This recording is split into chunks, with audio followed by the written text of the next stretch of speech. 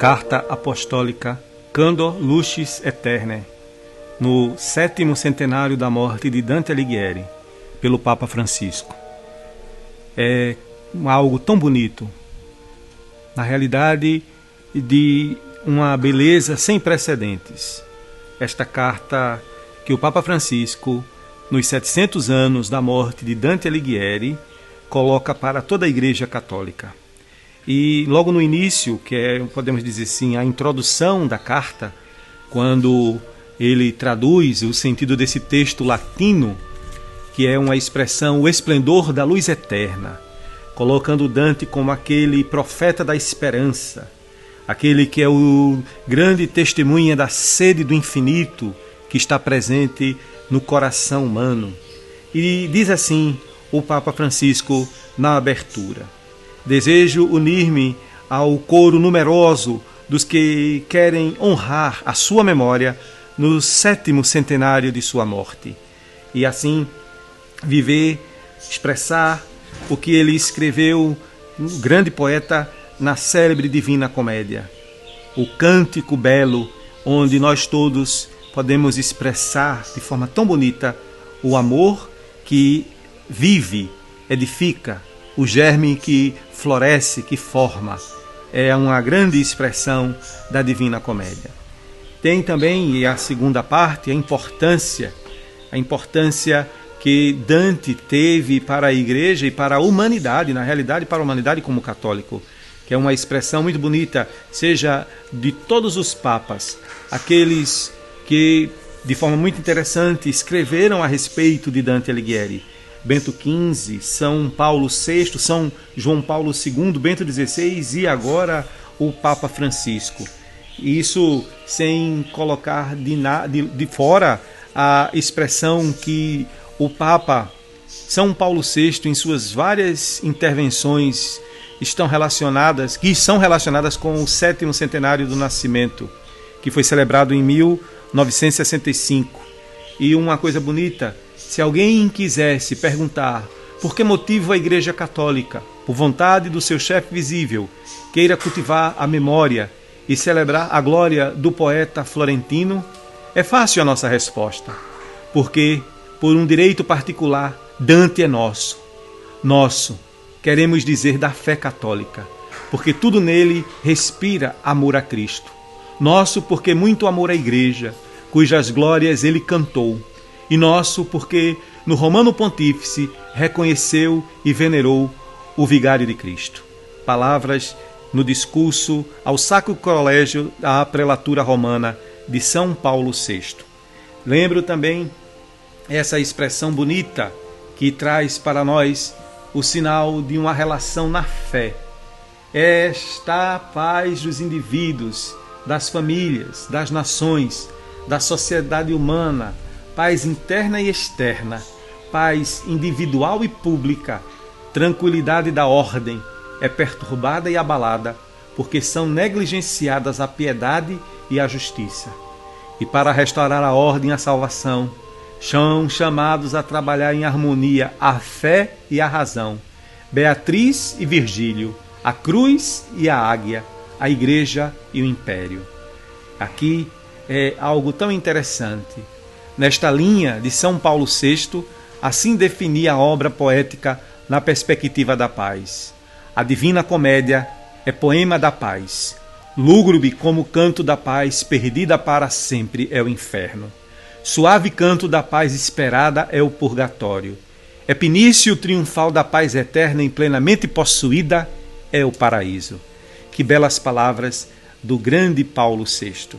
Viver a fé, amar a fé. Lembro também das palavras lindas do Papa Emérito Bento XVI. O olhar de Dante vislumbra uma coisa totalmente nova. A luz eterna se apresenta em 3 círculos aos quais se dirige com estes versos densos que conhecemos. Lume eterno, que a sede em ti só tendo, só entendes de ti sendo entendido, e te amas e sorris só te entendendo.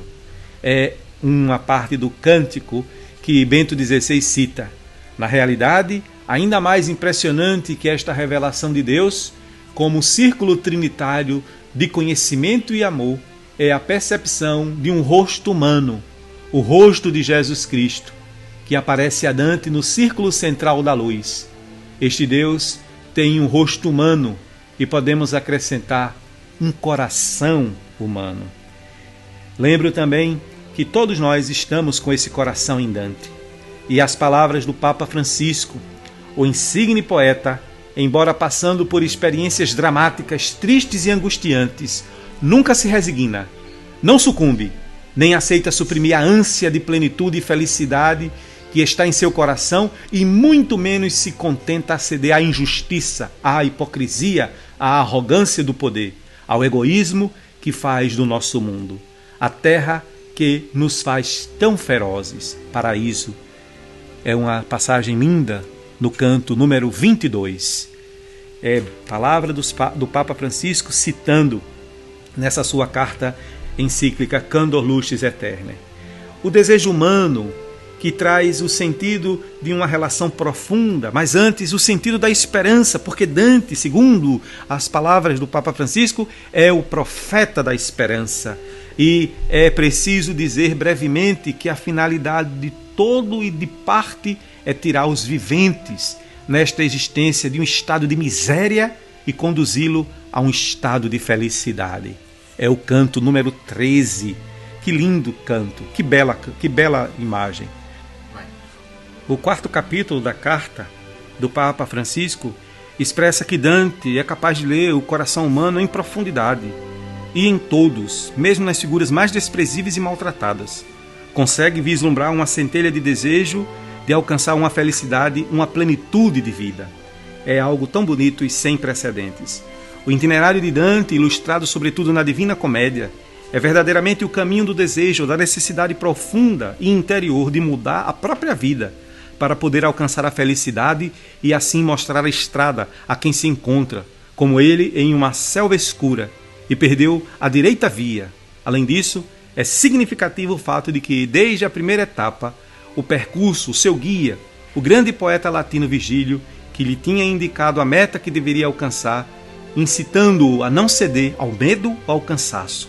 Mas, porque te tornas da tristeza ao meio? Porque não vais ao deleitoso monte que o prazer todo encerra no seu seio? Poeta da misericórdia.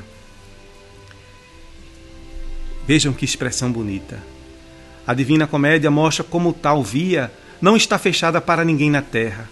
Exemplo disso é o imperador Trajano, pagão, mas colocado no paraíso.